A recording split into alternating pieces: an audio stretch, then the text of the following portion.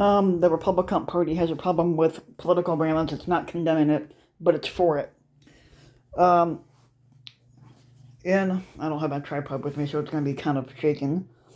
In the first days after a mob loyal to former squatter Donald Trump stormed the Capitol on January 6th to try to block Congress from certifying the rightful President Joe Biden's election win, the GOP leaders delivered a sensible, unified response. There's no place in our constitutional system for any political violence of that kind. But since January, though, some leading Republicans have been backsliding, offering excuses as for the insurgents who sought to overturn the election through extra legal means. The Representative Andrew S. Clyde of Georgia has likened the forced entrance of the Capitol to a normal tourist visit, even though it was anything but that. Arizona Representative Paul Gosar complained last month that the FBI was harassing peaceful patriots, even though they're anything but peaceful. By investigating the events, 21 House Republicans voted against awarding a medal to the Capitol Police for attempting to defend the building. Several said that they objected to calling the riot an insurrection, even though it was an insurrection and a riot. Last weekend, though, Senator Ron Johnson of Wisconsin defended the protesters too. The vast majority of the crowd said that they were in a jovial mood. He said last week they weren't violent. Yes, they were. And retired Lieutenant General Michael Flynn, who served briefly as Trump's national security advisor, recently told an audience that a Myanmar-like coup should happen here. He later denied having said that, even though it was captured on videotape, him saying it. And these are not good signs for the Republican Party. Those comments don't reflect the sentiments of every Republican. Senate Minority Leader Moscow Mitch of Kentucky and House Minority Leader Kevin McCarthy of Bakersfield have both condemned the January 6th riot. But a significant chunk of the party's most fervent sycophants aren't so sure, and they illustrate the GOP's dilemma. But at a time when the party needs every vote it can muster, it can't risk alienating sycophants even if they embrace violence. In a survey by the Conservatard American Enterprise Institute after the riot in January, 56% of Republicans agreed that the traditional American way of life is disappearing so fast that we may have to use force to try to save it. In that same particular poll, 79% of Republicans said that they still had a very favorable view of the squatter, Trump, and 36% said very favorable. That consensus has made GOP politicians fearful of crossing Trump or questioning the actions of his most zealous sycophants, including the January 6th revolutionaries.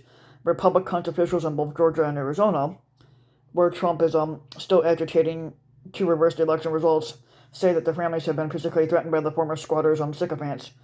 And when the White House voted to impeach Trump back in January, Representative Liz Cheney of Republican from Wyoming had said that there were members who told me that they were afraid for their own security and afraid in some instances for their lives. But that particular result, the Tufts University says, the Tufts University political scholar Daniel Dresner says, for the GOP, it has begun to resemble Lebanon's Hezbollah, a political party that has also an armed wing to coerce other political actors through violence. The comparison is stronger now than before, Dresner had said last week. The Republicans who wanted to impeach Trump have been marginalized, and the state parties sound more and more secessionist with each passing day. The willingness of the right-wing extremists to resort to violence didn't begin on January 6th, and Trump has long sounded as if he was encouraging them. Amid the COVID-19 pandemic last year, for example, he urged sycophants to liberate their states from Democratic governors, and the Trump backers in Michigan responded by storming the state capitol, and 6 were later indicted on suspicion of plotting to kidnap and murder the Michigan governor, Gretchen Whitmer. Before January 6th, Trump summoned his sycophants to Washington, and he said it will be wild, he promised, and told them, if you don't fucking fight like hell, you're not going to have a country anymore. His defenders said that he didn't mean for the word fight to incite actual combat. Yes, he did. At this point, some readers may ask, but what about the Democrats? Don't they have a violent fringe too? No, not really. The Antifa movement, which the conservatards point to as an example of left-wing violence, they're not part of the Democratic Party because they don't go around. It's militants that don't wave Biden flags. They don't show up at Biden rallies, or in most cases, they don't support Biden at all. And while Republicans have attacked Representative Maxine Waters, who's a Democrat from Los Angeles, for urging demonstrators to get more confrontational, that comparison doesn't hold either.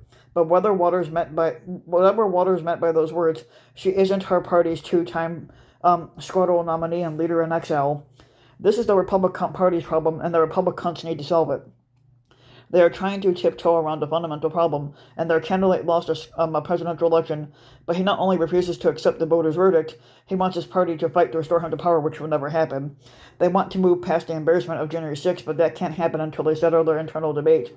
Are they a party that condones extra-constitutional violence or not? And more than likely, they basically stand for it.